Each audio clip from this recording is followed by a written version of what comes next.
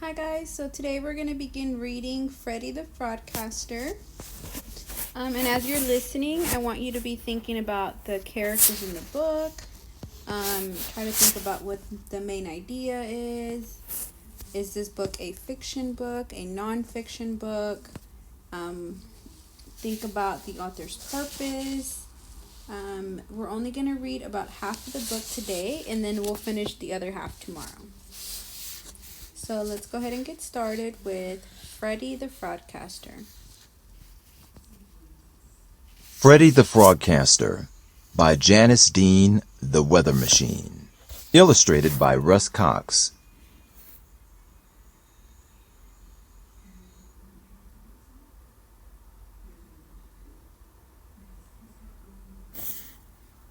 Blue skies, puffy white clouds, sunshine with a light breeze.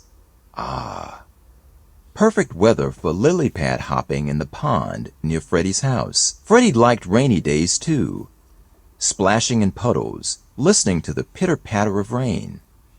Snowy days were also fun. A day off school to build snow frogs. The air so cold Freddy could see his own breath. Hot chocolate, sitting in front of a toasty fire. All kinds of weather made Freddy happy. His mom says Freddy was born to be a frogcaster. She remembers the very day it became clear. Freddy was barely bigger than a tadpole as she pushed him along in his stroller. He pointed at a big gray cloud and said, "Rain." It was his first word. Mama Frog barely had time to push the stroller home before it started pouring. Freddy and his mom watched Sally Croaker, the chief frogcaster, on the Frog News Network every morning. Sally was the best meteorologist in town. Everyone relied on her forecasts to plan their weekends, trips, and events.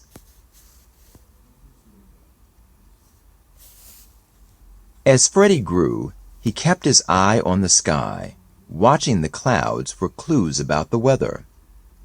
Some days there were big heaps of clouds that looked like cotton candy. Sometimes they looked flat and hazy like a big gray blanket.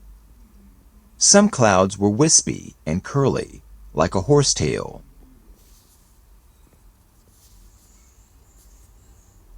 Freddy was so interested in weather that Papa Frog built him a weather station in their backyard. It had thermometers, barometers, and all kinds of weather instruments.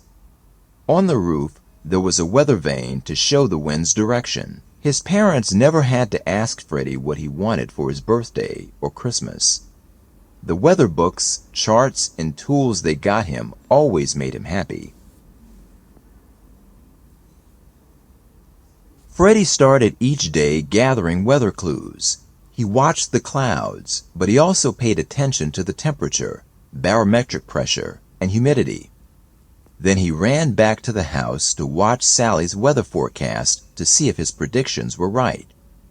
At first, Freddy's mom thought his weather watching was cute, but Freddy was right so many times that Mama Frog couldn't help but boast to her friends about his weather predictions.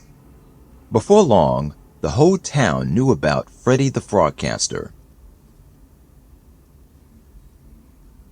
One day at school, Freddy's friend, Holly Hopper, was worried that it would rain on her birthday and ruin her outdoor party. Their teacher, Mrs. Fibian, said, "Why don't we ask our own frogcaster for help?" Mrs. Fibian handed Freddy her chalk, and Freddy drew the forecast on the blackboard. He explained how a high-pressure system was hovering right over Lilypad. This meant the weather should be sunny and warm for the next few days. Hooray!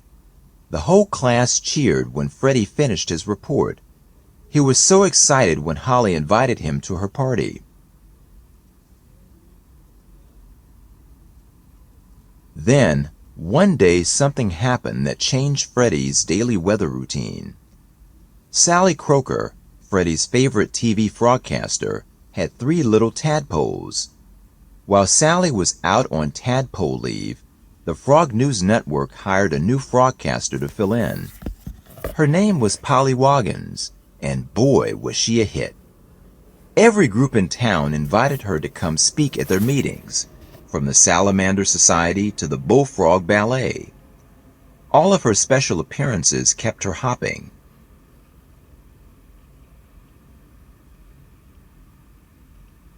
The attention was great for the TV station.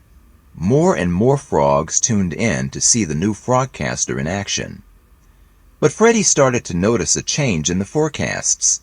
It seemed like Polly was so busy with all of her celebrity appearances that she didn't have time to watch the weather clues.